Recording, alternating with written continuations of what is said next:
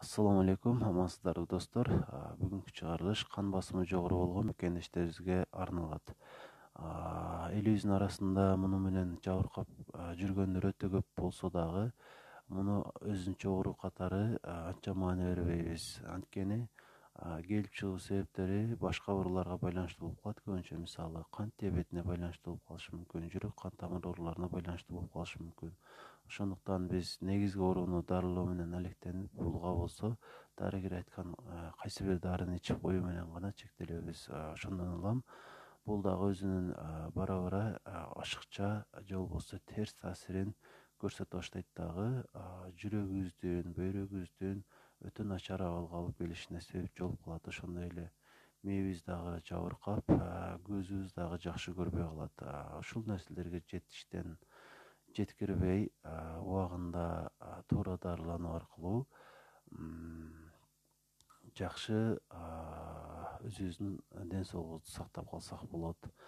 Кан басымынын жогору болушунун себептерине токтолуп турган болсок, көп нерселерди айтсак болот. Ошол эле терс таасирлер, зыяндуу заттар дейин, тамеки, спирт ичимдиктери, туздуу ашыкча колдонуу, жана биздин организмибизде бар болгон ооруларыбызга туура дарыланбай жүрө берүү, ушул сыяктуу көп нерселерди айтсак болот. Бирок мындан дагы маанилүү болгон бир себеп бар, ал болсо бөйрөк. Бөйрөк дагы кан басымынын жогору болушунун эң башкы себеби болуп калышы мүмкүн. Анын ошол өзүбүзгө зыян келтирүүчү таасирин айтуудан мурда бөйрөктүн кызматына бир аз токтолуп кетейин. Бөйрөк бул парный орган деп айтылат. Мындайча айтканда, эки колубуз, эки бутубуз бар болгондой эле, эки кулагыбыз бар болгондой эле бөйрөгүбүз дагы экөөсү. Мисалы боорубуз бирөөсү, ашказаныбыз бирөө, ичеги бирөө, бирок бөйрөк экөө. Ошол экөөсү күн сайын биздин 180 литр каныбызды тазалап турат. Ашыкча, зыяндуу нерселерден, азоттон, ушундай жаман нерселерден тазалап турат. Эгерде ошол кызматы жакшы аткарылбай кала турган болсо, ошондо биздин кан басымыбыз жогору болот. Кантип? Бөйрөктүн негизги клеткасы бул нефрон деп айтылат. Мисалы, бир жүзүмдү элестетсеңиз, ошонун бир дааны бир нефрон. Бирок ар бир бөйрөктө 1 миллионго чейинки нефрондор бар. Алар улам бөйрөк жабыркаган сайын азайып барып, акыры бөйрөк өз кызматын аткара албай калганга чейин жетет. Эгерде бөйрөк жакшы иштебей аткан болсо, ошол жерде дагы бир клетка бар. Ал юкстагломерулярный аппарат деп айтылат. Эгерде бөйрөк ошол мочовийный азотторду жакшы чыгарбай аткан болсо, кайра эле канга кирип кетип аткан болсо, ренин деген гормонду көбүрөөк бөлүп чыгарат дагы. Ал ангиотензин 1ди ангиотензин 2ге айландырып, бул айтылган нерселер кан басымынын ошол кан тамырдын ичкерип, көбүрөөк бөйрөккө кан көбүрөөк келишине себеп боло турган шарттар. Ошол ренин көп бөлүнүп чыгышынан улам бөйрөккө көбүрөөк кан келет дагы. Негизи бул туура эле бөйрөк үчүн, анткени ал көбүрөөк канды тазалаган аракет кылат, бирок ошол тамырларды ичкерткенден кийин кан басымыбыз көтөрүлүп кетет. Ошондон улам мунун дагы кан басымынын негизги себеби катары, кан басымынын жогору болушунун негизги себеби катары карашыбыз керек. Эми ушул нерсеге алып келген себеби эмнеде? Албетте, мурдагы видеолордо дагы айтып өткөнмүн, бөйрөк жакшы иштеш үчүн ал ар дайым жылуу болуш керек жана жетиштүү деңгээлде суу ичип туруу керек. Ушул эки шарт аткарылбай калганда, ал жабыркап, өз кызматын жакшы аткарбай, ооруга чалдыгат ар кандай.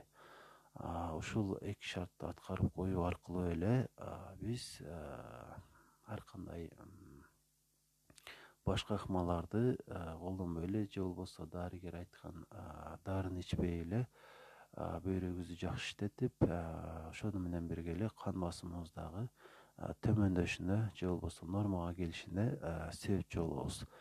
эгерде биз ошол эле баягы дарыгер айткан дарыларды алып аларды колдоно турган болсок, бөйрөккө тескерисинче терс таасирин тийгизет дагы. Анын бара бара начар иштеп, акыры толук кызматын аткара албай калганга чейин жетиши мүмкүн. Албетте мен дарыгердин жазган нерсесине каршы эмесмин, бирок мен айта турган нерсени дагы аткарып көрсөңүз, эгер сизге ошол чындап пайдасы тие турган болсо, бара бара сиздин ошол эч чукур дегенде кан басымын төмөндөтө турган дарыны ичпей коюшуңузга туура келип калышы мүмкүн. Бул сиз үчүн өтө чоң жеңиш, анткени ансыз деле сизде башка ооруларыңызга байланыштуу деле канча дары дармектерди колдонуп келесиз. Ага жетиш үчүн эмне кылыш керек? Биринчиден, жетиштүү деңгээлде суу ичүү керек. Бул